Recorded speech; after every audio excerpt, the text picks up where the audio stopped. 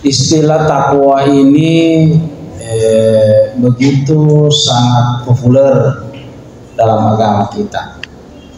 Bahkan kelana orangnya tidak kurang dari 41 kali Allah Ta'ala narampe menyebut takwa. Begitu penting ya.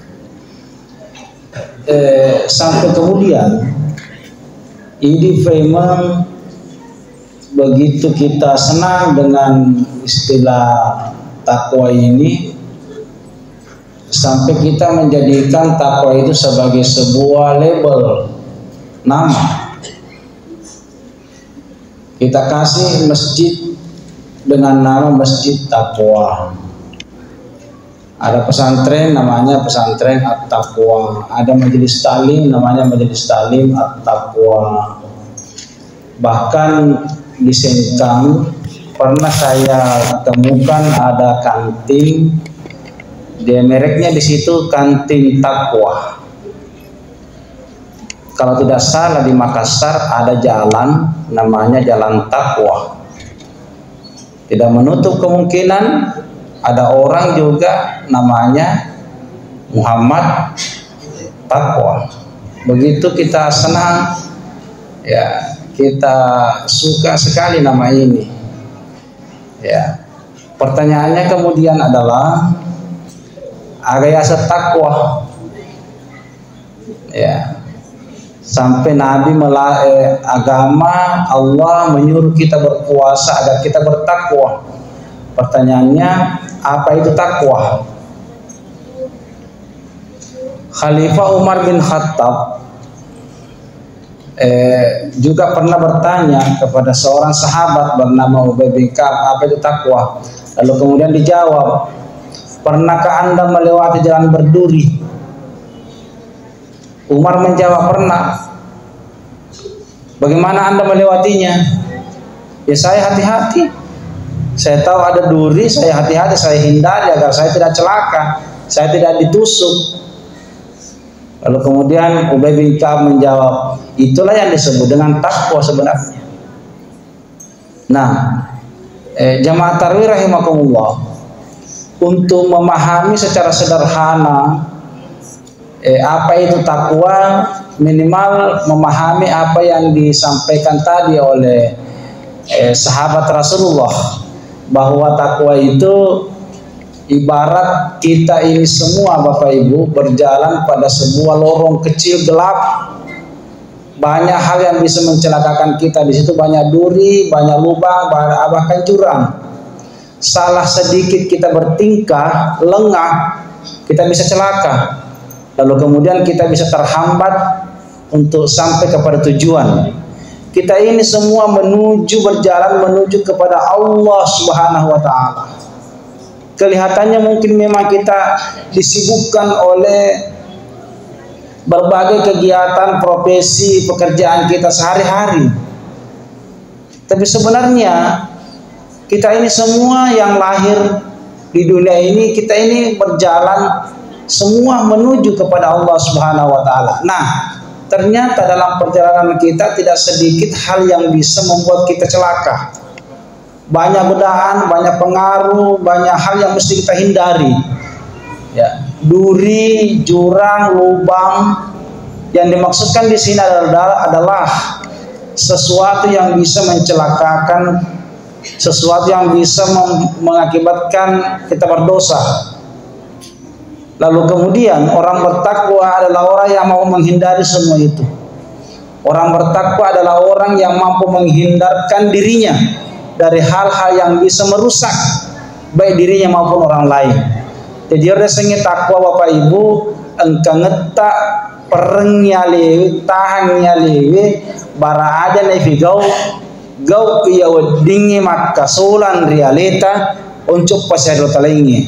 Itulah takwa.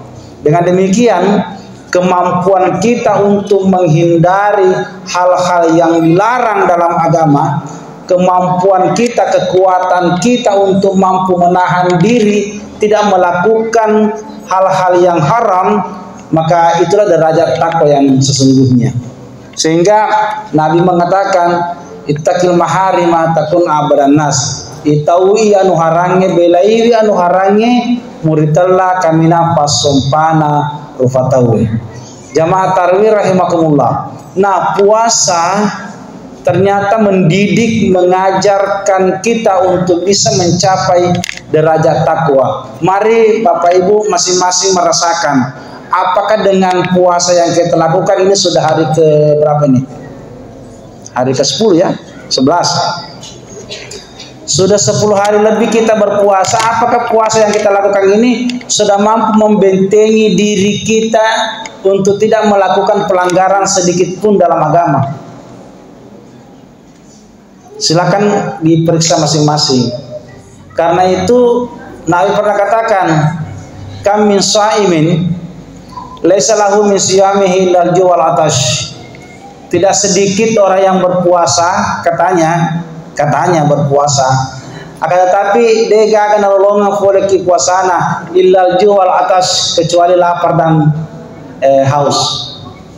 Lufu na dekai bawang, setengah mati, haus, lapar, menahan diri, lalu kemudian itu hanya itu yang didapat. Kenapa? Karena puasa yang dilakukannya ternyata tidak mampu membentengi dirinya untuk tidak melakukan hal-hal yang dilarang dalam agama. Dengan demikian, puasa yang diinginkan sebenarnya dalam Al-Quran adalah kemampuan kita untuk menghindarkan diri kita, jiwa kita, dari ujung kaki sampai ujung rambut dari hal-hal yang terlarang.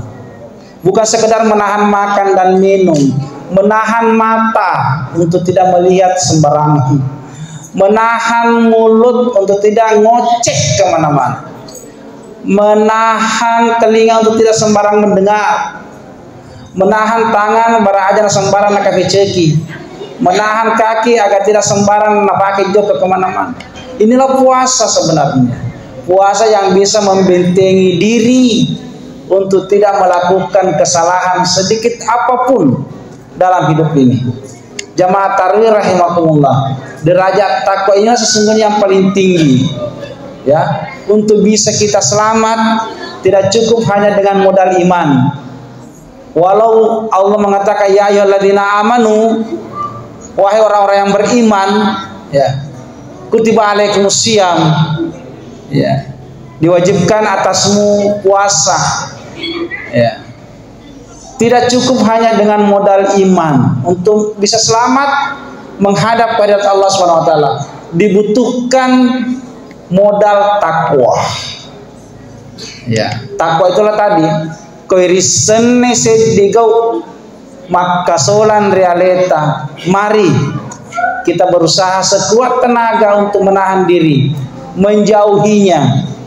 Karena itulah kualitas seseorang itu diukur dari siapa yang paling sedikit melakukan kesalahan.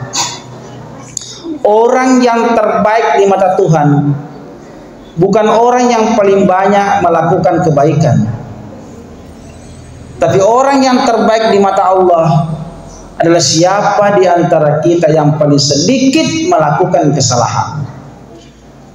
Dengan demikian, hidup ini, mari semua jamaah tarawih, mari kita isi hari-hari kita, waktu-waktu kita dengan kebaikan-kebaikan sekecil apapun itu, agar tertutup ruang untuk melakukan keburukan.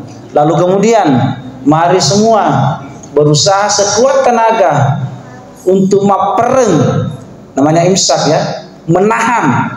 Apa yang ditahan bukan hanya makan minum, menahan diri untuk tidak melakukan pelanggaran sekecil apapun dalam kehidupan kita. Dengan demikian kita berharap dengan upaya seperti ini kita bisa mencapai derajat takwa. Wabillahi taufiq was hidayah. Assalamualaikum warahmatullahi wabarakatuh.